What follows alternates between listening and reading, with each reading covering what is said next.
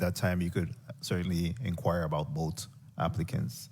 And first of all, we'll recognize Senator Alma Francis Heidegger for her 5 minutes. Good morning to my colleagues, to the people of the territory. Good morning to the central staff and testifiers alike. Good morning.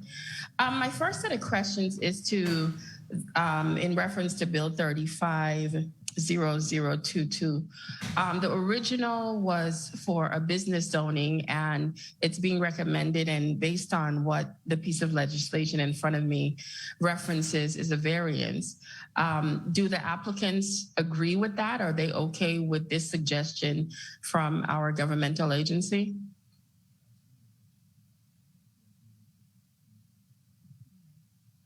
You have to speak in the mic, huh? Yes, I do.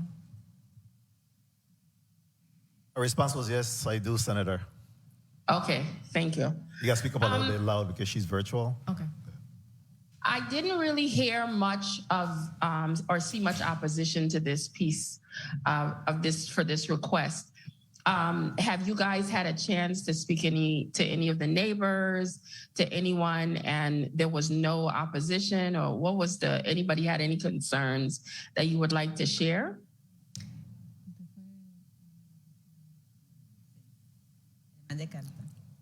Yes, she went to some neighbors and also she sent letters to them. No oppositions.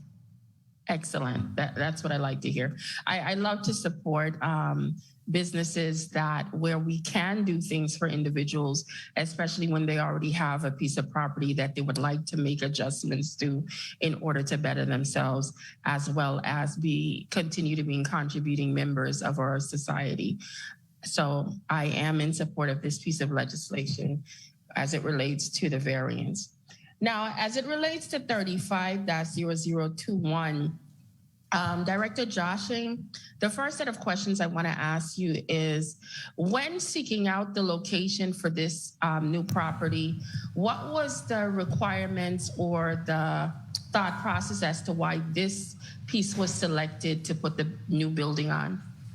Thank you, Senator, for the question. It goes back to the previous location was used as the Emergency Operations Center on St. Croix, and that was the desire, looking at the applicant being Vatima after Irma and Maria storms, to pursue what's called a retrofit. This is a hazard mitigation project, which is required to have an existing structure to that, which is the existing structure we identified up on Herman Hill. Okay. This application has quite a bit of resistance from residents. But I also listened to what was reported that some of their concerns were quelled based on the responses. Some were concerned in regards to a shelter, but from what I understand, it's only specific to individuals that utilize the building for emergency purposes, and several other things that they were concerned about. Was there any options in regards to the height of the building? Because I know based on what the code says, and you guys got additional to go up to 4 stories, some of the residents are concerned, and I heard you say things like limiting windows and stuff like that. But when you have a much taller structure smack in a location and you have adjacent properties, those properties are going to get affected, whether it's shading, whether it's blocking out of certain views. Are you guys at a distance enough, or do you think that is one of the issues that they're majorly having, because they did bring it up? Well, I appreciate that discussion we had at the public hearing, those issues coming up. The location is pretty much in the center of the zoning area. 1 minute. Which limits, on one end for a particular area. I think the closest it is to a residence is about 110 feet. In part of the design, we initially went this in 2019, 2020, tried to expand it out beyond that. But again, the application came back and said we had to stay within the footprint of the existing structure, which was those 2 wings, the north wing and the So we had to go up. We could not go expand it out. So that's why we took it, and because we're involving both the EOC and 911 as well as ability to do surge operations, that's why it ended up going to 4 stories on that one side and 3 stories on the other side.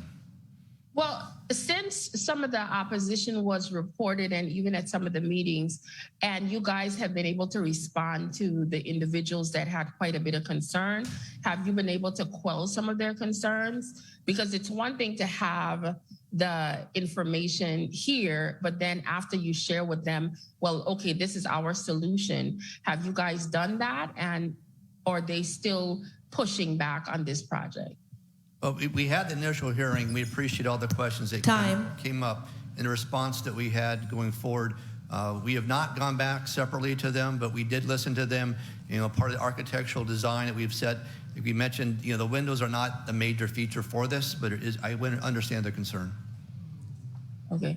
Thank you, Mr. Chair, for the time. Thank you very much, Senator Francis Heiliger, for your line of questions. Next, Senator Francis Heiliger, you had a point of information.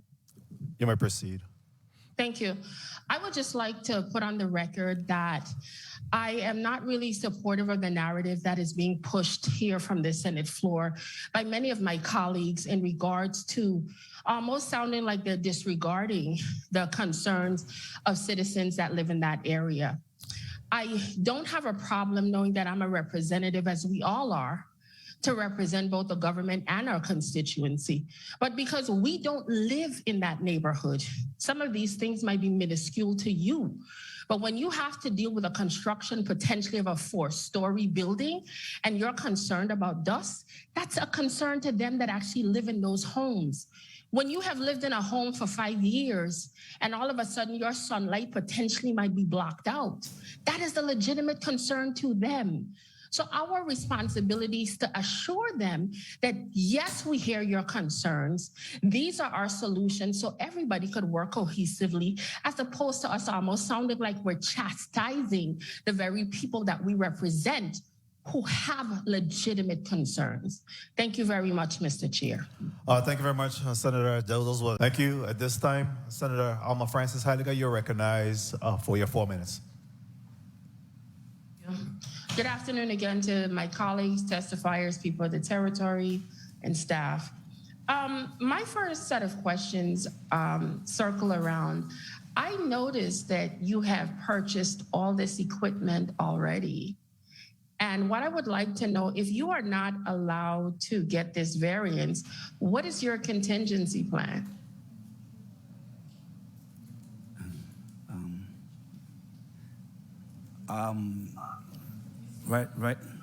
Right about now, I don't know what I'm going to do because I already purchased the equipment. Yes, and that's where my concern is, because it's almost like you put the cart before the horse.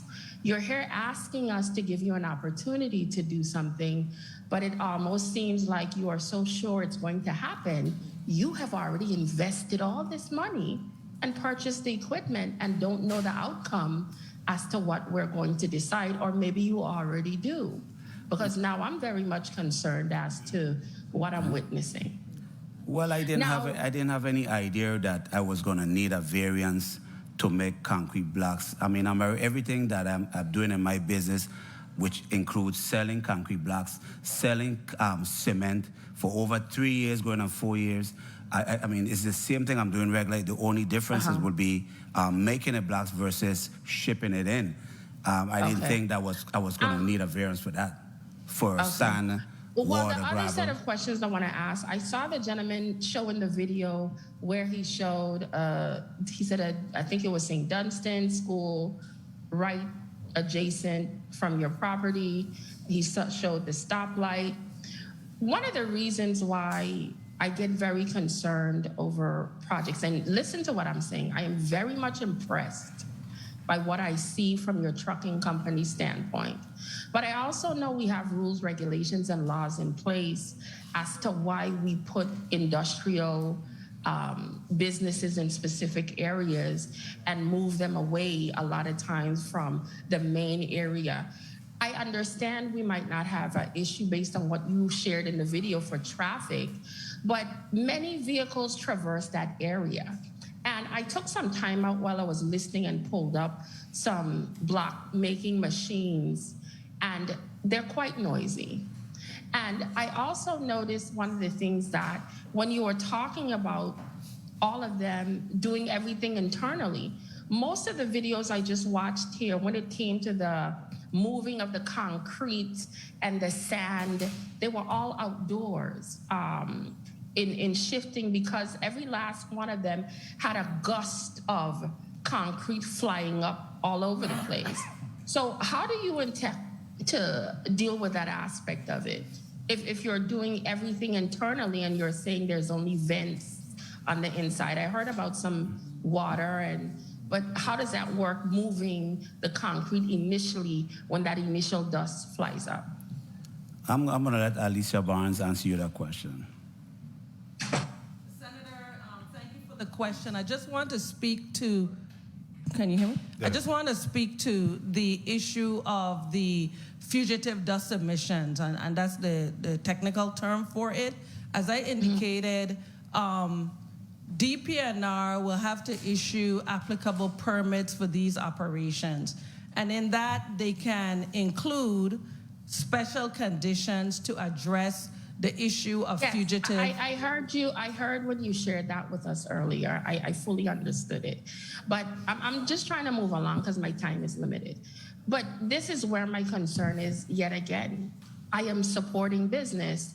This is a major roadway. That building next door where the gentleman said is a dilapidated school, does the school intend to ever rebuild, or does anyone ever intend to utilize that property again? Because now you have to worry about who's going to be right next door, potentially having to deal with the noise. I was reading one of the letters, and one of the supporters that do believe this is a good project. I also read some that didn't really like it. But he too, they too also spoke about, as they shared, there are some noise control methods that I will list that not only can help eliminate the noise from escaping outside of the plant. So as a supporter, they are aware that noise will happen. I looked at that building. It's not insulated. That is that's a steel aluminum where noise will definitely come out. What are your plans and investment-wise money to potentially stop that noise from escaping the plant? Well, Eric will answer that. Thank you. Senator, thanks for that insightful question. If you go to a recording studio, music is generated, you can pad up the walls to muffle the sound. So there are things that can be done to mitigate any potential. First of all, the fact that it's in a building, most of the operation is in a building, is going to significantly reduce the potential noise factor. But even if that noise factor is still at high decibel levels, that you have to further do mitigation, padding up the walls is one possible way to do it, just like you do in a recording studio, in a music studio. DPNR, I want to speak to DPNR directly. One of the things that you have vehemently shared today is you do not think that this project should get the variance and get what they need. Do you still stand on that based on some of the ideas and solutions that they are suggesting that they are willing to do in order to mitigate noise? Or do you feel that this should be in a different location? Thank you for the question, Senator. So we stand with the denial. The use is an industrial type use, and so it's more appropriate for another area where there's already either commercial or industrial zoning. This area is a business and residential area. The subdivision to the rear of the property has had majority of change and building permits requested for residences. So, Okay. yes, we stand by the denial. we have to keep that into consideration. I saw on the photograph there was a little building off to the side, very close proximity to the trucking company. Is that another business or was that a home? I was looking in the video and there was a tiny little building right off to the side. Is that somebody's home or was that also? It's a business. It's a little bar. It's a bar. Okay, I just wanted to make sure. So we have residents, businesses, and a trucking company. Since you guys had the trucking company, have you had any complaints as it relates to just dealing with the trucks traversing back and forth noise-wise? No complaints. Okay, that's good. Your time has been called, Okay. Senator. Oh. You could just wrap up. Yeah. One question, do we have another round or this is it? If necessary, we'll make a determination later on as we Okay. go along. But if there's a need for a second round, we'll do a second round. Okay, thank you very much, Mr. President. Thank you. Point of inquiry, Senator Francis Heidegger. Thank you. While I appreciate the passion of the previous speaker, point of inquiry to DPNR. When you wrote this report, was this report based on a block making plant or a concrete making plant? Because I need to have some clarity because apparently two narratives, a cement making plant versus a block making plant. Two narratives are being put out here and I need to better understand. DPNR. Thank you, Senator. So the narrative was constructed based on the use the applicant is requesting, which is the block manufacturing. Thank you very much. At this time, Senator Francis Heidegger, you recognize your point of inquiry. Thank you. We seem to have had an issue. We were muted over here, so the several times we requested a point of inquiry, that was the first one that actually went through. The point of inquiry to Mr. Matthews, my question has to do with opposition. You spoke earlier in the video in regards to reducing the cost from $2.25 by 27 cents, which would put one of the blocks at $1.98 per block. Did you have any type of opposition when you attempted to open the type of business you had, the trucking company, in that area? And when you started to do the import of the blocks, did you have to go and get a license to be able to do that? Because my question is, when you made the decision to shift from importing, which I'm sure you had to figure out what zoning and license to do that, and if you could have done it on the property, I wanted to know what prompted you to purchase the equipment prior to, without finding out from licensing what type of zoning and license you would have required in order to do that aspect of the business. Thank you, Mr. Chair. Thank you very much, Senator Francis Heidegger. Senator, at the time when I decided to get involved into my own block plant, I didn't know where, I didn't know I had to get a variance because the property was zoned commercial, and knowing that it's because of simple, the process is, I didn't look into it to that depth. Point of inquiry.